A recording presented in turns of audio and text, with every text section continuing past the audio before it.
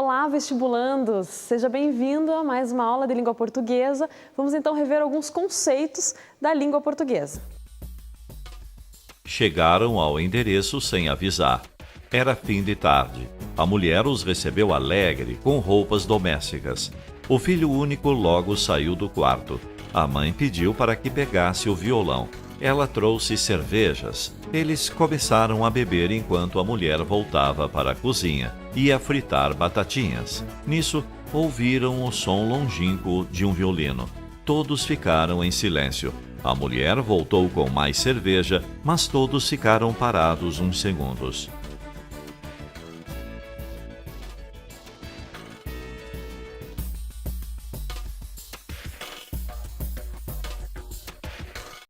A primeira classe de palavras que nós vamos estudar e podemos localizar naquele texto é o substantivo. Substantivo é uma das classes que tem maior abundância, você mais consegue localizar dentro de um texto. Alex, Júlia, vocês verificaram ali no texto alguns substantivos? Bom, o que eu posso ver aqui tem mulher, filho, roupas, o que mais? Que tem batatinhas, som, violino e cerveja. Isso mesmo. Os substantivos têm que função, então, dentro dessa oração? Eles nomeiam as palavras, eles nomeiam as coisas, eles nomeiam as sensações físicas, eles dão nome às palavras da língua portuguesa. E como que você localiza e identifica o que é um substantivo? Dá para sempre ver que tem um artigo na frente da palavra, né? Exatamente. É verdade, né? Como a mulher, o filho ou as batatinhas, não é? Mais ou menos isso. Exatamente. Você pode localizar o substantivo colocando ali um artigo definido ou indefinido. Eles citaram os artigos definidos. O violino, a batatinha. Poderia ser um violino, uma batatinha, que também seria. Exatamente. Você pode definir ou indefinir esse substantivo. Vamos continuar então e vamos conhecer os adjetivos. Você lembra o que é um adjetivo? Vocês lembram, Júlia? Lembra, Alex? Adjetivo é mais ou menos quando dá uma característica, né? Quando fala-se alguma coisa bonita, boa, em relação aos nomes, não é mesmo? Exatamente. Na verdade, um adjetivo é quem faz a modificação de um substantivo. Então, se eu digo um violino e coloco um violino velho, eu estou dando um adjetivo para esse substantivo. Eu estou modificando o substantivo. Certo? Veja os exemplos. O filho único logo saiu do quarto. Não é um filho qualquer, é o filho único. Esse filho é que saiu do quarto, filho único. Esse único, então, está modificando o substantivo filho. A mulher os recebeu alegre com roupas domésticas. Com que tipo de roupa ela estava vestindo? Roupas domésticas, não era uma roupa qualquer. Então, eu defini qual é essa roupa através de um adjetivo domésticas. E a locução adjetiva, o que seria uma locução adjetiva? Você está acostumado que adjetivo é uma palavrinha só. Alegre, bonita, velha, feia, doméstica. Uma locução adjetiva, ela tem a mesma função de um adjetivo, só que ela é formada por mais de uma palavra. Veja os exemplos. Rua pode ser uma rua sem saída, de terra, com buracos. Esse sem saída, de terra ou com buracos tem a mesma função do adjetivo. Embora a própria de terra ou com buracos, você não seja exatamente, propriamente um adjetivo essa palavra. Mas ela tem função de adjetivo dentro dessa oração. Ela caracteriza o substantivo da mesma maneira como o adjetivo faria. Certamente, é exatamente isso. Então, vamos ver os adjetivos pátrios. Lugar nenhum. Não sou brasileiro. Não sou estrangeiro. Não sou brasileiro. Não sou estrangeiro.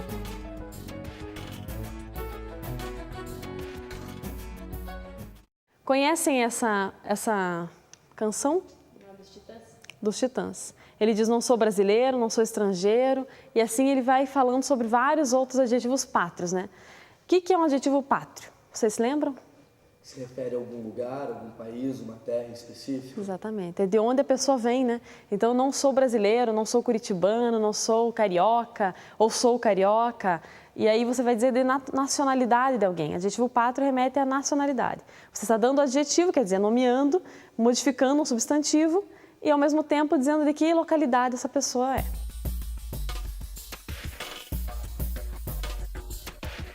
E os artigos? São necessários? Os artigos são fundamentais. Como é que a gente sabe o que é um artigo? Simples. É aquela palavrinha, é aquela letrinha que acompanha um substantivo. Quais são os exemplos de artigos? Bom, tem os definidos e os indefinidos, né? Definidos tem o, a, os, as. Que realmente define que é aquela coisa específica, né? E indefinidos são aqueles que a gente não sabe, que pode ser uma coisa ou outra, não é? Exatamente, eles indefinem aquele substantivo. Pode ser qualquer violino, é um violino, é qualquer violino. Ou pode ser o violino, é aquele específico. Então, eles podem definir ou indefinir. Vamos dar uma olhadinha, então, numa questão da FUVEST.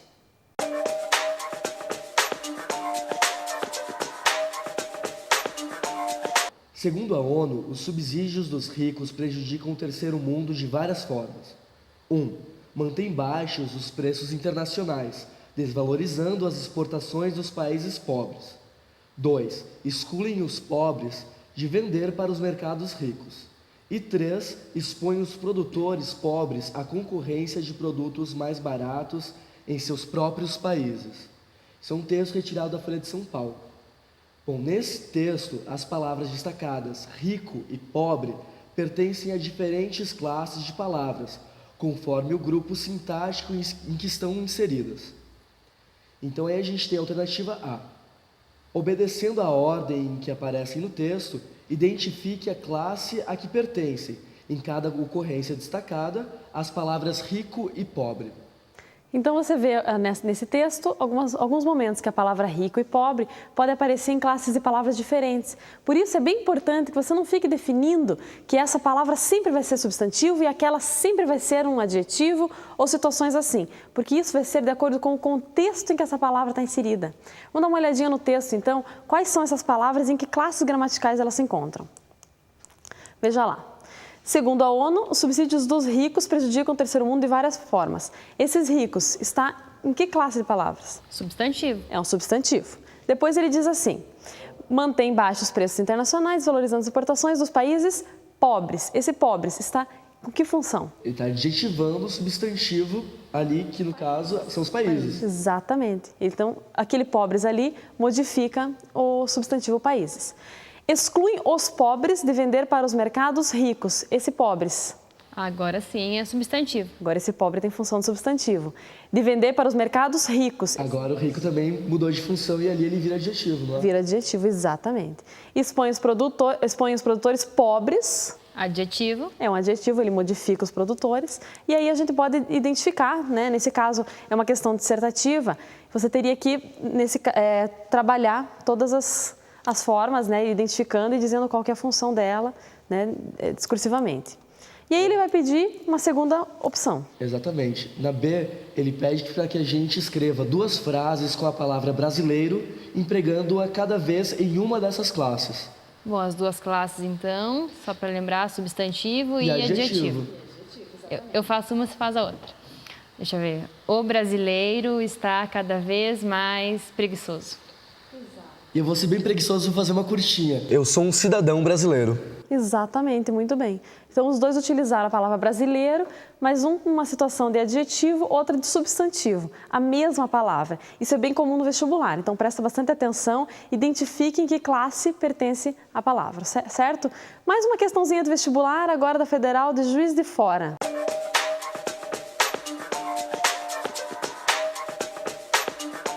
Ela pede, marque. Alternativa A, se 1 e 2 forem verdadeiras. B, se 1 e 3 forem verdadeiras. C, se 2 e 3 forem verdadeiras.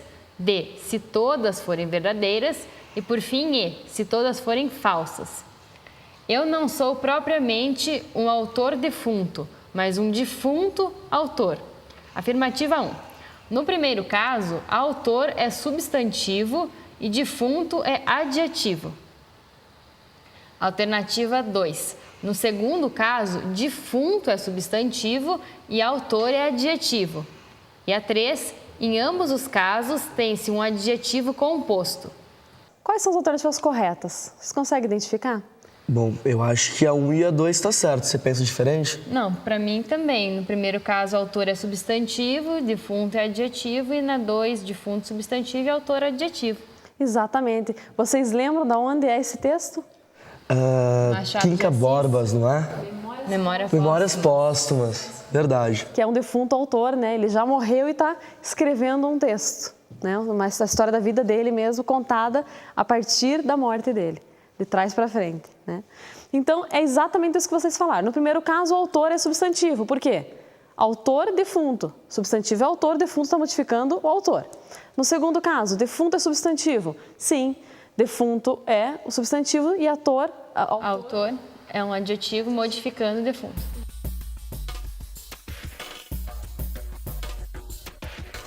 Da mesma forma que um adjetivo modifica um substantivo, um advérbio vem modificar um verbo.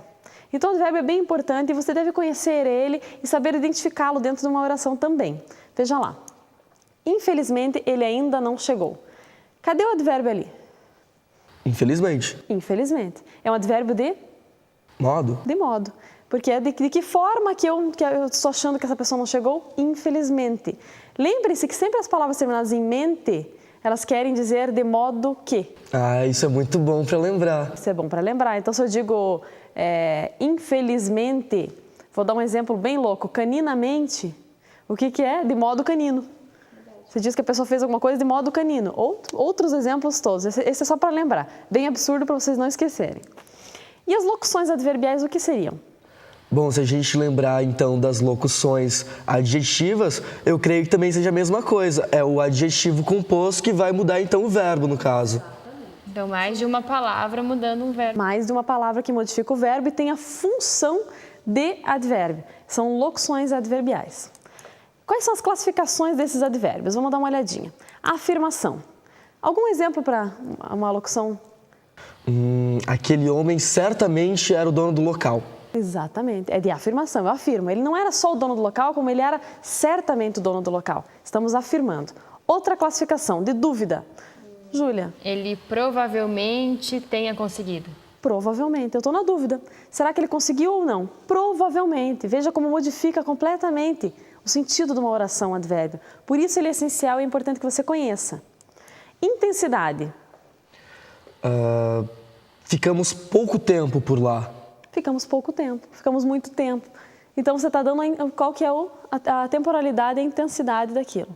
O lugar. A casa ficava longe da igreja. Exatamente. Longe, longe, perto. Esse tipo de palavrinha são advérbios que vão definir se está próximo ou não. Vão definir o lugar. Modo. Fazia tudo com vontade. Com vontade. De que forma ele fazia as coisas? Com vontade. Ela realmente fazia comida com amor. De que modo ela fazia comida? Com amor. Então, é o advérbio de modo. Negação. Eu não vou de jeito nenhum. Eu não vou de jeito nenhum. Estou negando alguma coisa. Eu não vou de jeito nenhum. Eu só não vou como não vou de jeito nenhum. Ali está o advérbio de negação. E de tempo? De tempo. Hoje será bem melhor do que antes. Exato. E olha como eu estou fazendo uma diferença de um tempo de hoje para o tempo anterior. Já ou comparando. Pode ser o de amanhã, fazendo essa comparação. Então, é um advérbio de tempo nesse caso.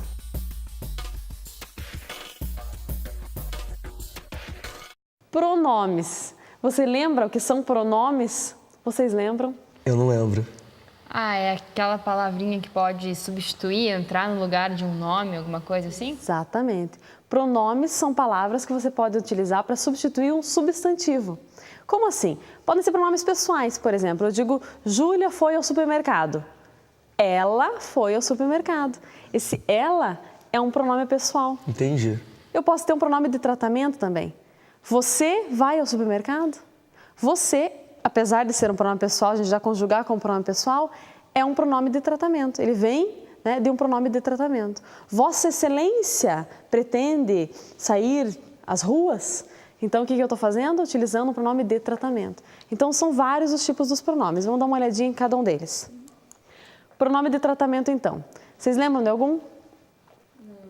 O senhor sabe a resposta certa? Exatamente. O senhor sabe a resposta certa. O senhor é um pronome de tratamento. Eu estou sendo respeitosa com alguém. E os pronomes pessoais? Você lembra o que são pronomes pessoais? Vocês lembram? Aquela coisa do eu, tu, eles, vós, nós. Exatamente. E toda aquela lista que a gente sempre tem que decorar. E para que servem os pronomes pessoais? Não é para chamar? Quando você não quer utilizar um nome? Exatamente. Os pronomes pessoais substituem um substantivo. Na verdade, os pronomes pessoais servem para substituir também um substantivo. Mas que substantivo? Apenas aqueles substantivos que são pessoas, substantivos próprios, né? Júlia está estudando para o vestibular. Ela está estudando para o vestibular. Exatamente. Ela, Não que seja verdade, né? Ah, está sim. E pronomes possessivos. Vocês sabem o que é? Lembram o que são pronomes possessivos? Vocês lembram? O que remete posse, pertence. Ah, tipo, o que é meu e o que é seu? Mais ou menos, né? Exatamente. Meu, seu, teu, nosso. Esses são pronomes possessivos. Eu tenho uma dúvida. Quando é que eu posso usar o teu e o seu? Tem alguma diferença? Tem uma diferença bem grande. O seu é a terceira pessoa e o teu é segunda. Sim, mas e a gente usa meio parecido, né? Porque eu uso você, eu conjugo como terceira pessoa. E tu é segunda pessoa. Mas nas duas situações eu estou me dirigindo a uma segunda pessoa. Da mesma forma, eu me dirijo a uma segunda pessoa, uma pessoa que não sou eu. Então, teu é para tu e o seu é para você. Exatamente. Então, se eu estou te falando o seguinte, tu sabes qual será o fim da sua carreira, está certo? Não pode, né? Tem teu e seu, tem que manter. Então, seria? Pra tua carreira. Ou você sabe sua carreira. Exatamente. Isso é bem importante gravar, porque isso cai no vestibular. Isso aparece em vários vestibulares importantes. A gente, inclusive, vai ver uma questãozinha sobre isso. E os pronomes demonstrativos? Que demonstram, parece óbvio, mas mais ou menos isso. Aquele lápis, aquela caneta. Exatamente. Demonstram alguma coisa, né? Então, é aquilo, é aquele, é este. Alguma frase de exemplo? Aquele não era o melhor local para se trabalhar. Exatamente, era aquele. Estou determinando um local. Qual lugar não era o melhor? Aquele. Que local era esse? Estou substituindo um nome. Eu poderia dizer assim, a fábrica não era o melhor local para se trabalhar. A fábrica é um substantivo. Eu tirei o substantivo e coloquei um pronome. Pronomes a gente coloca no lugar de um substantivo. Então, aquele lugar. Só que é um pronome demonstrativo. Outro exemplo. Como mais a gente pode usar um pronome demonstrativo? O trabalho fortalece o homem. Este não dá valor àquele. Dentro de uma oração, eu uso um pronome demonstrativo para demonstrar palavras dentro dessa oração, para remeter a elas, para relembrar. Exatamente. Mas dentro dessa frase tem uma coisa que eu nunca me lembro. Quando é que eu uso aquele com a crase, com aquele acento ali? Quando teria que usar crase, a palavra que eu teria que utilizar naquela sequência teria que ter crase. Então, é aquele. E eu posso então juntar tudo e colocar só aquele com acento grave. Porque dá valor, quem dá valor a alguém. Pede uma preposição, né? Seria o a da preposição mais o a do aquele, a mais a dá uma crase. É uma CDF, né? É a regência desse verbo, exatamente. E este, quando ele diz assim, este não dá valor àquele, quem é o este? O homem que vale fortalece o homem, este não dá valor, este homem. Este é o homem, e aquele? Então quer dizer que o eixo fica sempre mais perto da última coisa do qual foi falada. E aquele fica, então, a coisa anterior. Exatamente, aquilo que está distante. Tem que tomar cuidado, os vestibulares cobram isso. A grande jogada foi esta, de novo, um pronome demonstrativo. Só que ele está numa outra função, um pouco diferente ali. O que eu estou fazendo ali? Está prevendo qual vai ser a jogada. Que eu vou dizer. Qual foi a grande jogada? Oferecer exatamente o que o homem buscava. E aí tem outra dúvida minha. Quando é que eu posso usar o esta e quando é que eu posso usar o essa? Isso é muito importante, o vestibular cobra bastante. A diferença entre utilizar esta ou essa. Se eu estou fazendo uma oração e cito a Júlia era uma garota que estava estudando muito para o vestibular, ponto. Essa garota certamente será aprovada no vestibular. Tomara. Esse é o objetivo. Então, o que você está fazendo? Uma retomada de alguém que eu já falei. Eu já citei a Júlia, eu retomo com essa. Com 2 S's, essa. Não essa de Queiroz, né? Ou essa, um pronome demonstrativo. Ao passo que, Se eu quisesse falar o que viria na sequência, a grande jogada foi esta, é aquilo que eu vou ainda falar. Demonstrar exatamente o que o público pedia. Então, eu ainda vou dizer a situação, então eu uso esta. Então eu posso usar o esta. O esta está para o essa, assim como o isto está para isso. E tem mais um que eu estou esquecendo. E este para esse. São só esses 3 casos, não é? Não é difícil, então. Pronomes indefinidos, então. O que são pronomes indefinidos? Vocês lembram? É o que indefine alguma coisa? É que não dá certeza de que nome a gente está falando. Por exemplo, algum ou alguém, nenhum, ninguém. Então, em vez de dizer assim, a Júlia está estudando para vestibular, eu digo assim, alguém está estudando muito para o vestibular. Então, alguém, quem será? Eu deixo até uma questão de dúvida. Indefino quem é o sujeito, quem é o pronome pessoal ali. E os pronomes interrogativos? São aqueles que a gente usa para fazer pergunta, né? Para descobrir o que, nome. Quem, qual, como. Muito fácil, né? Então, você não vai esquecer mais quais são os pronomes interrogativos, porque o próprio nome já diz. Eles interrogam, eles fazem perguntas. Os pronomes relativos? Relacionado a algum nome. Exatamente. Eles são utilizados muito em todos os textos, vocês têm que saber utilizar. Que. Então, eu digo assim, a garota que vi é relativo. Estou fazendo a relação entre uma oração e outra. A garota cujo pai era o principal artista sorriu durante todo o espetáculo. O artista era o pai. A garota era filha daquele artista. Então, a garota cujo pai era o artista. Está especificando qual garota que é, né? Qual garota exatamente era que sorriu durante todo o espetáculo. Júlia, vamos dar uma olhadinha numa questão da FUVEST? Vamos.